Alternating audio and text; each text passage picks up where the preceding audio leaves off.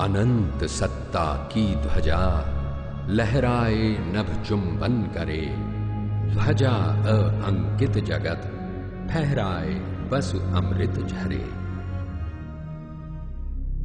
भूमंडल पर जल थल और नभ में लाखों योनियों में प्राणी विचरण करते हैं, जिनमें मानव सर्वश्रेष्ठ प्राणी है। उसने अपनी सर्वश्रेष्ठता प्रमाणित की है अपने मस्तिष्क की कल्पनाओं को धरातल पर उतारकर, अपने वैज्ञानिक आविष्कारों से। लेकिन विज्ञान भी एक धरातल पर आकर जिन तथ्यों का समर्थन करता है वो है आध्यात्मिक सत्य।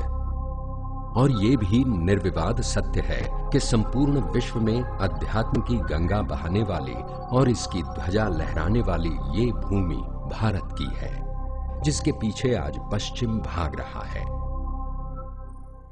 When you do yoga, your personality integrates and just living becomes a lot more natural. You stop second-guessing yourself. You feel that you have the energy. You feel that who you are is sufficient to deal with all of the problems and all of the challenges you have in life. And a lot of the solutions to these problems tend to just flow a lot more naturally rather than being something which is more of an effort and more difficult. So, and when you do that, you get this much more of a respect for yourself and a regard for yourself. You stop judging yourself so negatively. And once you start doing that, you start to see the better things in other people as well.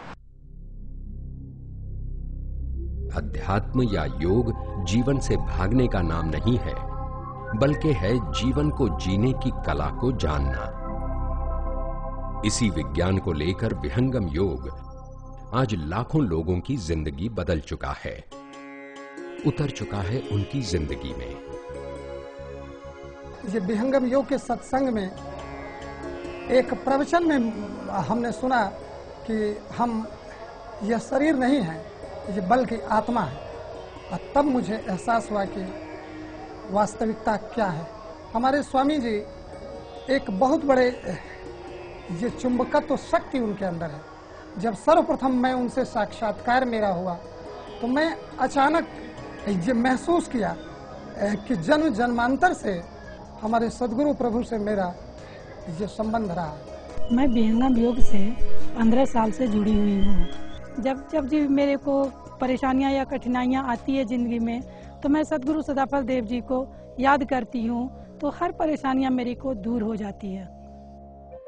इस योग ने ऊपरी धरातल पर अंधेरे से भरी जिंदगियों में नया सवेरा लाने की कोशिश की है।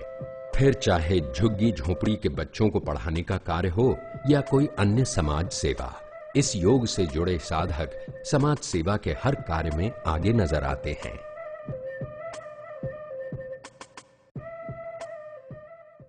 अब आइए जानते हैं कि इस क्रांति की शुरुआत कहां से हुई और क्या है इसका उद्देश्य। इसका उत्तर पाने के लिए हमें पीछे की ओर लौटना होगा। वर्ष 1888 में भारत भूमि के उत्तर प्रांत के बलिया जिले के पकड़ी नामक स्थान में सदाफल देव नाम के एक असाधारण बालक का जन्म हुआ।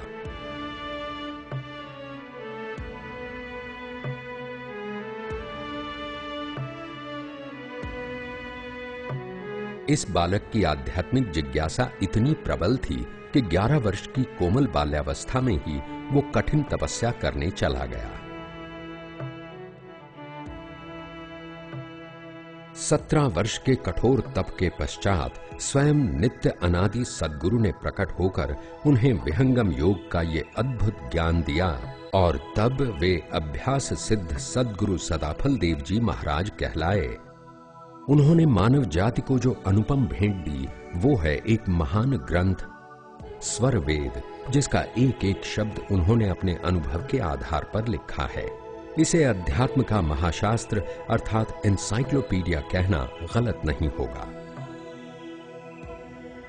सदाफल देव जी महाराज के शरीर त्याग के बाद इस ज्ञान को जन जन तक पहुंचाने का उत्तरदायित्व सद्गुरु आचार्य श्री धर्मचंद्र देव जी ने उठाया और अब वर्तमान सद्गुरु श्री स्वतंत्र देव जी महाराज इसे विश्व के कोने कोने तक ले जा रहे हैं।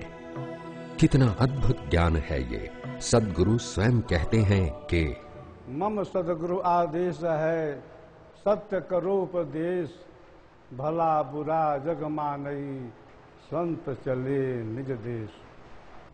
आज सारे विश्व में चर्चा हो रही है योग की, लेकिन वह जो योग है उसका आधार क्या है, इसका ज्ञान बहुत कम लोगों में है।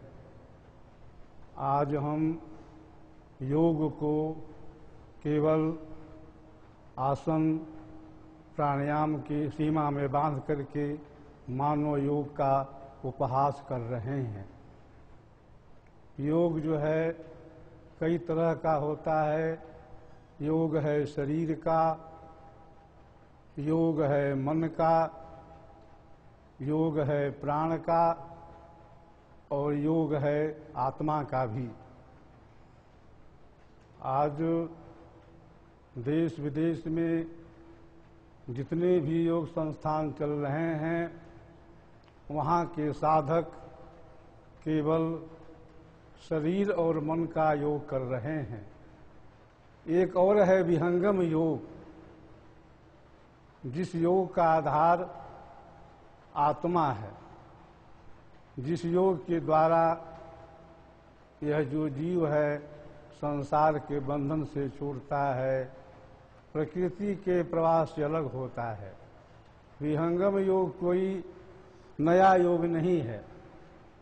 यह योग प्राचीन है, वैदिक है, पुरातन है, सनातन है। हमारे सद्गुरु का संकल्प है संपूर्ण विश्व में विहंगम योग का प्रचार प्रसार।